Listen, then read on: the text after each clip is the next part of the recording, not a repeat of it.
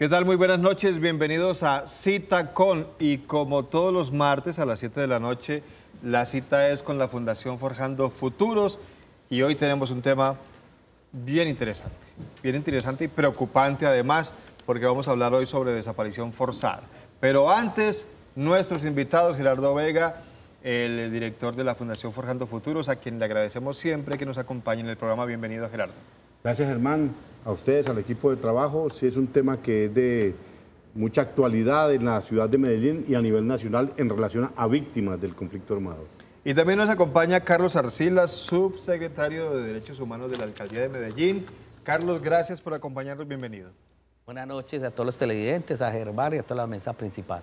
Y está con nosotros también aquí en la mesa de Cita con Ana María Cadavid. Muy buenas noches para usted, Germán, para nuestros invitados y por supuesto para todos los televidentes que a esta hora ven Cita con aquí en el canal Cosmovisión. Este tema es bastante preocupante en la ciudad de Medellín, sobre todo en el departamento de Antioquia, Germán. Más adelante nuestros invitados van a dar cifras de la situación de desaparición forzada que tenemos en el departamento, en la ciudad y también a nivel nacional. Por lo menos en Medellín tenemos una cifra y es de 7.678 personas que están desaparecidas desde el año 2000. 7.678.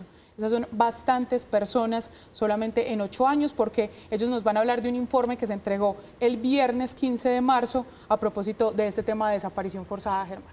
¿Y qué tal, Ana María, si comenzamos definiendo ese fenómeno de desaparición forzada? ¿Qué es, Gerardo, la desaparición forzada? Y aclaremos a los televidentes que no es una definición que usted se está inventando, ni Carlos Arcila, ni nadie, sino que es una definición de desaparición forzada que aparece en la OEA y en la ONU. ¿Qué es desaparición forzada? Bueno, primero establecer una diferencia con lo que ha sido el secuestro. Hasta el 2002 no estaba tipificado, no estaba en la normatividad interna nacional la desaparición forzada. Es la privación de la libertad, es la aprehensión, la detención, el ocultamiento de una persona sin que se dé información de su paradero. Ha estado vinculado internacionalmente a las fuerzas del Estado. En Colombia ya se reconoce también y es la única parte del mundo donde se reconoce con los actores del conflicto armado, guerrilla, autodefensas o paramilitarismo y agentes del Estado. En el mundo entonces se habla de desaparición forzada solo cuando involucra agentes del Estado. Y aquí en lo nacional se integra a quienes han ocasionado el conflicto. Guerrilla, paramilitarismo y agentes del Estado. Es apenas lógico. Es apenas lógico, pues, por la trascendencia que ha tenido un conflicto tan largo de 60 años en Colombia, por la degradación del conflicto, por muchas circunstancias. Quiero decir además que esto es un delito de violación a los derechos humanos, un delito de lesa humanidad que no prescribe con el transcurso del tiempo, y decir además que es un delito continuado y permanente. El delito de desaparición se presenta desde el momento en que desaparece la persona, en que se oculta la persona, en que no se da razón de su paradero de la persona, hasta el momento en que se tiene razón del paradero o aparece el cuerpo de la persona o aparece viva la persona. Entonces es continuado, día tras día, mientras la persona esté desaparecida. Bueno, sabemos, Gerardo y Carlos, que hay casos, sobre todo donde están involucrados paramilitares, también guerrilla y agentes del Estado, de personas de las que jamás se vuelve a saber nunca. Y en el proceso, por ejemplo, con las autodefensas, se conocieron casos que eran muy tristes de personas que iban a hablar con estos jefes paramilitares, y ahora está ocurriendo también lo mismo con la guerrilla, que nunca obtuvieron resultados ni respuestas sobre el paradero de sus seres queridos. O les dijeron, no, lo matamos y lo tiramos al río y ni siquiera se sabe dónde está el cuerpo. Es como si se les hubiera tragado la tierra, como si se hubieran esfumado. Esa es una verdadera desaparición, hay muchos casos de estos. Vale. Pues precisamente la Alcaldía de Medellín viene liderando el plan integral de búsqueda de personas dadas por desaparecidos. Lo que estás diciendo nace precisamente la situación que ha vivido el país en el marco del conflicto de las desapariciones. Como lo decía Ana al comienzo, el país ha estado en unos momentos complejos donde los actores armados han involucrado este instrumento de eliminar a la persona, de desaparecerla, y desde el 2002 hasta esta época apenas se vino a reconocer que era un ciudadano desaparecido, ya que antes era secuestro. La alcaldía viene precisamente desarrollando el plan integral que explica qué es un desaparecido, que las rutas de atención, cómo darle rostro a esos desaparecidos. No solamente de los civiles, también estamos buscando desaparecidos del ejército, de la policía, de la rama judicial, porque en el marco del conflicto también hay de la institucionalidad donde hubo desaparecidos. Fuera de cámara, ahorita hablábamos, Gerardo, disculpe, sobre la Escombrera. Esto que está sucediendo allí desde hace ya más de 15 años, ¿se puede tipificar como desaparición forzada para las personas que no aparecen aún? Permítame decir algo, Ana María, sobre ese tema, en el sentido de que precisamente esos instrumentos, lo de la escombrera, para relacionarlo con la escombrera, es que a partir de los acuerdos de paz quedados con la FARC y la Jurisdicción Especial para la Paz y la Comisión de la Verdad, también hay otro instrumento de justicia transicional que es la Comisión de Búsqueda. Y entonces, para dar respuesta a las dos cosas, la Comisión de Búsqueda también pretende buscar, encontrar a las personas desaparecidas en el marco del conflicto armado, saber qué pasó con esas personas. Es una de las misiones que tiene esa Comisión de Búsqueda. Antes de pronto estábamos muy alrededor de lo que era medicina legal en la Fiscalía, donde allí pues se reconocía y se identificaban las personas. Pero acá esta tiene una función en concreto, las personas desaparecidas en medio del conflicto armado. Y sobre eso, a lo que tú vas, en la Escombrera hay una solicitud del MOVICE, Movimiento de Víctimas de Estado, a nivel nacional. Entiendo que son muchos sitios en el país donde han pedido una medida cautelar y aquí en Medellín está sobre la Escombrera. Una medida cautelar que pretende que se mantenga allí sin ninguna actividad ni comercial, ni de lanzar allí más escombros, ni de sacar material de construcción para buscar precisamente a los desaparecidos. Vamos a ver qué resuelve la Jurisdicción Especial para la Paz sobre esa medida cautelar que involucra de manera directa a la ciudad de Medellín con la Escombrera. Exactamente, o sea, aquí está dos procesos que bueno anotar. El plan integral de búsqueda de personas dadas por desaparecidos, hoy estamos en clave judicial. Sí. Claro, en clave judicial se viene buscando no solamente en la Escombrera, sino en cualquier territorio del país los desaparecidos. Con la nueva norma y la creación del nuevo sistema judicial de la JEP, habla de la búsqueda de personas dadas por desaparecidas en clave humanitaria. Entonces, ¿qué hizo MOVICE? Decir, mire, hay unos sitios señalados en el país donde al parecer hay desaparecidos. Uno de esos sitios es la Escombrera. La Escombrera, entonces, no se ha encontrado en el polígono 1, tiene 3 polígonos, polígono 1, 2 y 3, no se encontró ningún resto óseo. Y la solicitud de MOVICE es, mire, en ese sitio, protéjalo. Hoy está cerrado, es un sitio privado, está cerrado y está protegido el 1, 2 y 3. ¿Qué se está planteando ahí? Claro, que todos los actores que estuvieron involucrados en el conflicto armado den mayor información de desaparecidos, no solamente en la Escombrera, sino en otros sitios de la ciudad, en clave humanitaria. O sea, ahí entra el sistema y el nuevo grupo del plan de búsqueda de personas dadas por desaparecidos, ya en clave humanitaria, que es importante para encontrar los desaparecidos de la ciudad y el país. Yo creo que ahí es clave el proceso. Y en la Escombrera ya hay que esperar si esta medida que hemos planteado como alcaldía. La alcaldía dice, no, en el momento no se necesita tomar la medida cautelar porque está en este momento siendo reservada, protegida, no hay modificación del lugar, pero es una decisión que debe remitirse a la Fiscalía General de la Nación para decir si va a intervenir o no va a intervenir. Carlos, déjeme tema para después de la pausa, que tenemos que ir al corte. Ya regresamos para seguir hablando sobre desaparición forzada aquí en Citacón.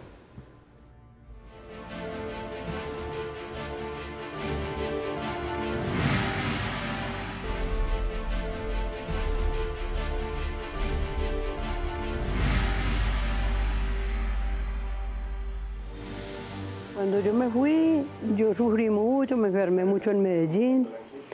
Yo ya no podía dormir, yo no salía casi a la calle porque yo he sido muy miedosa de los carros. Y cuando ya dijeron que esto estaba terminado, yo me vine sola de cabecidura. Uno no le daba ya ganas de hacer nada. Mala y llena de bejucos por la pared. Y aquí tuve 4 meses, después un nieto se vino a acompañarme. Y me puse a sembrar maticas por ahí, a sacar rastrojos. Los muchachos comenzaron a venir. Ellos me mandaban con que yo sobrevivir, pero no había dónde ganar plata. Y usted sabe que uno después de que la finca se le cae. Y ya cuando me vine, ya que nos pudimos venir, eso fue una maravilla. Ya venir a comenzar a parar la finquita y a tener los animales, que es con lo que yo me he criado toda la vida. Ya se siente uno acompañado.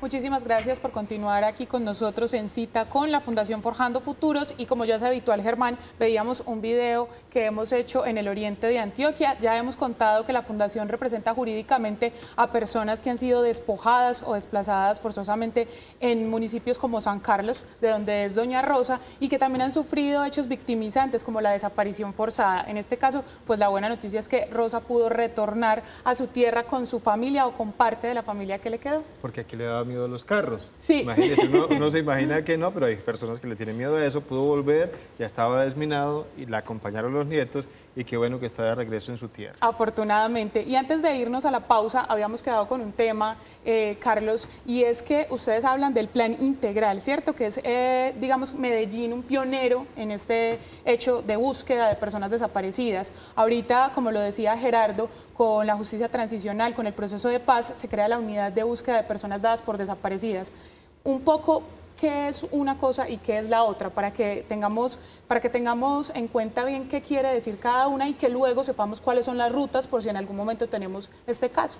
Sí, como lo dijiste, la unidad es un grupo que sale producto del sistema creado, los acuerdos, que va a investigar y que va a buscar los desaparecidos en clave humanitaria, ¿cierto? Con el apoyo de los procesos ordinarios o que están también en justicia y paz. Por eso la AG le pide a los otros sistemas, señores, venga, ¿qué está pasando? Quiero recoger esa información para poder entonces intervenirlos desde el tema humanitario. Entonces es una unidad que tiene nacional y que tiene todo el territorio. Nosotros tenemos el plan, que es una herramienta de búsqueda con todas esas instituciones en clave judicial, que apoya a la Fiscalía, a Medicina Legal, para territorializar la búsqueda y que aparezcan los desaparecidos. Entonces, pero ya están articuladas. Ya estamos articulados en ese proceso. Y es un proceso que va en clave judicial, no va en clave humanitario, que es muy importante en los dos momentos. Y este es un equipo de trabajo que liderado por la alcaldía, que apoya a la Fiscalía. Estamos esperando ya articularnos con el gobierno nacional, con este sistema, con la unidad de búsqueda, que nos parece importante porque aquí hay un fin que todos estamos buscando, que vuelvan los desaparecidos. Claro. Y es muy importante para la ciudad, y este modelo lo estamos multiplicando en las subregiones y a nivel nacional, mostrando todo lo que hemos venido haciendo en la ciudad de Medellín, con todas las instituciones y con las organizaciones víctimas que trabajan por los desaparecidos. Muy bien, Germán. Bueno, yo quisiera que explicáramos, Gerardo, quiénes son las víctimas de la desaparición forzada, porque aquí decíamos que en el mundo los que desaparecían forzadamente a las personas eran los agentes del Estado, pero aquí se involucraron paramilitares, guerrillas y también los agentes del Estado. Pero en términos generales no solamente podemos hablar que es población civil, ya lo decía Carlos, hay también soldados, policías, agentes del CTI, o sea, ¿quiénes son los que son víctimas de desaparición forzosa? Bueno, en un país donde ha tenido 60 años de conflicto, hay de todo lado, para decirlo de esa manera, ¿cierto? Sí. Líderes sociales, los han asesinado, han desaparecido. Yo recuerdo en la época de los años 90, el tema de la guerra sucia, donde era muy común la desaparición. Aquí en Medellín ha sido después del 2002, 2007, 2010, hubo un alto grado de desaparecidos. Funcionarios del CTI en gran medida fueron desaparecidos. Yo recuerdo cuando lo del parqueadero Padilla, por ejemplo, algunos los asesinaron, otros los desaparecieron. Ha habido mucho de todos los lados, también gente de la guerrilla o auxiliadores de la guerrilla o de los paramilitares, y también gente de sociedad civil que no tenía nada que ver con el tema, que fue estigmatizada, que fue señalado por alguna circunstancia, le endilgaron un delito y lo desaparecieron, o del propio Estado cuando hacía las desapariciones. Pero aquí los causantes, entonces, tres en la normatividad nuestra: guerrillas, autodefensa y Estado. Para ponerlo en el marco estrecho, la Corte yo sé que tiene una interpretación mucho más allá de cuanto hay grandes bandas que manejan, que tienen copamiento territorial, que tienen mando unificado. La Corte ha interpretado un poco más allá el tema. para decirlo de esa manera. Entonces yo creo que sobre esas personas recae. ¿Y quiénes son, además, o cómo se causa la desaparición? Puede ser voluntaria, involuntaria y la forzada. La forzada de la que hemos venido hablando es contra la voluntad de la persona, cuando se retiene, se oculta, se aprende, se desaparece la persona, no se da información sobre ella. En sí mismo es la búsqueda de desaparecer a la persona, de ocultarla, a la diferencia con el secuestro. En segundo lugar, las desapariciones involuntarias, las personas que por alguna circunstancia de enfermedad desaparecen, no saben dónde regresar, enfermedad mental generalmente, y las personas, es una desaparición involuntaria, pero los familiares no saben de su paradero, ni ellos mismos saben dar razón dónde es su hogar. O la desaparición voluntaria, que por diferentes motivos decide ausentarse de su vivienda de manera definida, sin dar ninguna explicación, no le dice a nadie. Entonces, pues esas tres son formas de desaparición, y esas son las que registra el sistema. Claro, vamos a hacer una nueva pausa y ya volveremos para seguir hablando aquí con Gerardo Vega y Carlos Arcila sobre este tema que sigue preocupando en Colombia y en Medellín y en Antioquia, por supuesto. Desaparición forzada, ya volvemos.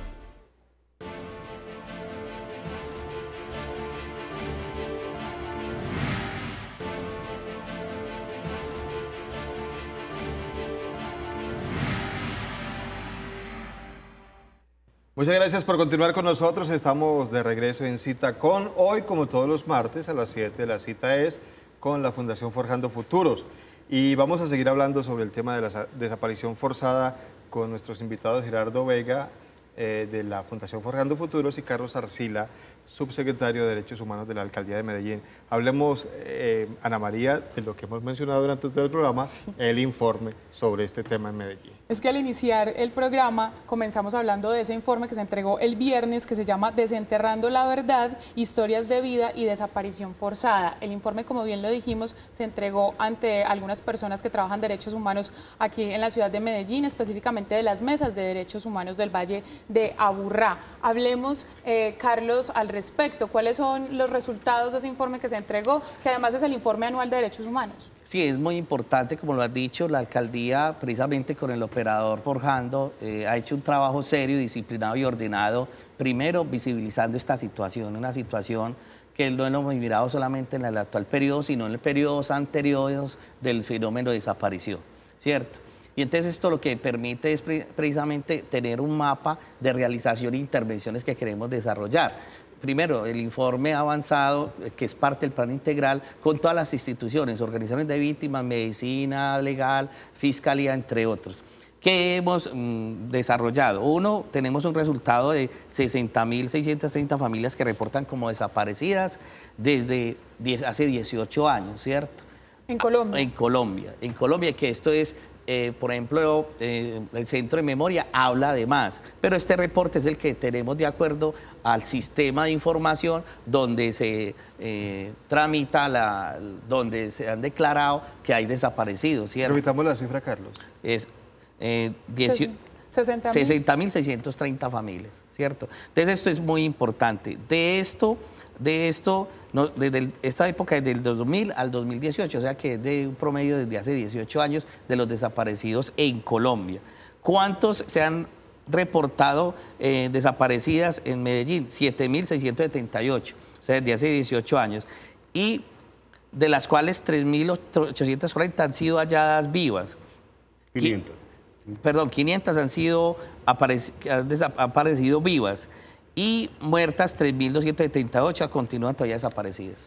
Muchas, 3.278 personas continúan aún desaparecidas en Medellín. Solo Medellín, estamos hablando de solo Medellín. Y no hay ninguna información, digamos que ninguna pista, nada, no se sabe nada, completamente desaparecidas, no hay forma de saber dónde estén. Claro, precisamente lo que hemos hecho con la Fiscalía es hacer un mapa donde se presumen. Además, en la época que hemos analizado este marco, muchos, como en la época pasada, se decían NNs, personas no identificadas, son lo que ahora son desaparecidas. Entonces, por eso este reporte, que ha sido más o menos de la época del 2000 al 2010, una época de violencia fuerte en la ciudad de Medellín, fueron enterradas en el Cementerio Universal un promedio de 900 personas no identificadas, o sea, personas desaparecidas. Y este es un universo que con la Fiscalía le hemos coordinado para buscarlos allá y poder identificarlos y darles santa sepultura. Usted que menciona el Cementerio Universal, hay un mausoleo solo para las víctimas. Contémosle un poquito a la gente de qué se trata. Sí, precisamente reivindicando en homenaje a las personas desaparecidas, tenemos un mausoleo que se llama Ausencias que se nombran. Ausencias permite precisamente que los familiares allí de los cuerpos que hemos encontrado en Medellín durante todo este periodo, desde que iniciamos en este periodo el Plan Integral de Búsqueda, reposen allí los restos. Y este mausoleo, precisamente allí, todas las familias van, oran, elaboran su duelo, se reencuentran y es un espacio de reflexión, de oración, que ha sido muy importante precisamente para la reparación, para el reencuentro, cuando tengamos desaparecidos que se han encontrado y que volvemos precisamente a que las familias allí tienen ya los restos óseos. ¿Cuál es la ruta que debe seguir el familiar de una persona desaparecida? A veces cuando uno ve hasta en las series de televisión que una persona no se puede reportar sino después de yo no sé cuántas horas porque hay que esperar si aparece, pero ¿cuál es la ruta? ¿Hay, digamos, que hay algunas horas, algún límite en el tiempo? Si ya está desaparecida hace 10 años, ¿no la puedo reportar como desaparecida hoy? ¿O cómo es esa ruta? No hay ni plazo ni horario para reportar las desapariciones. En cualquier momento tiene que ser recibida esa reclamación, esa denuncia por las autoridades y la gente puede asistir a la Fiscalía, al CTI, a las personerías, a Medicina Legal, a cualquiera de estas entidades, a la unidad de víctimas, a la unidad de búsqueda, a reportar allí la desaparición de una persona. Inclusive yo entiendo que a la Oficina de Derechos Humanos de la Alcaldía, porque allí le darán la ruta exacta para que asista a las entidades que corresponden. Hoy hay una multiplicidad de entidades. Hay otras cosas que son del sentido común que se recomiendan, pero esa ruta es la llamada inicial a los amigos, a los familiares, con quién fue la última persona que se encontró, personas conocidas para llamarlo, reportar la foto, la imagen, con qué traje iba vestida la persona, cuánto hace que no está. Todos esos datos que son de normal desarrollo, pues hay que entregarlo a las autoridades y empezar el trámite. Esa es una ruta inicial. Yo creo que hay otras cosas, pues, la búsqueda en los hospitales, ¿cierto? Llamar al 123, comunicarse con otras oficinas que tienen que ver con la atención de adultos, por ejemplo, de la administración municipal, comunicarse con la oficina de medicina legal. Esas son las rutas normales que se transitan en un desaparecimiento. Pero lo primero, no hay ni horario ni tiempo establecido para recibir la denuncia, el reporte por parte de los familiares o de los amigos. Es muy importante lo que dice el doctor Gerardo, porque primero teníamos la costumbre que se tenía que esperar 72 horas. Sí, y resulta que ahora no. O sea, inmediatamente haya indicios de que la persona está desaparecida, no sabemos los móviles, pero ya el familiar puede decir que se perdió, pasó cualquier situación, inmediatamente active la ruta. Por ejemplo, las redes han ayudado mucho a activar las rutas. Las redes sociales, este ha sido un sistema de ruta que hay que saberlo manejar, de manera responsable, pero en casos que ya nos ha sucedido, ya inmediatamente activan la ruta y nosotros inmediatamente a través de esa información coordinamos con Fiscalía, el 123 y empezamos que todos actúen y funcionen en torno a la persona que ha sido desaparecida.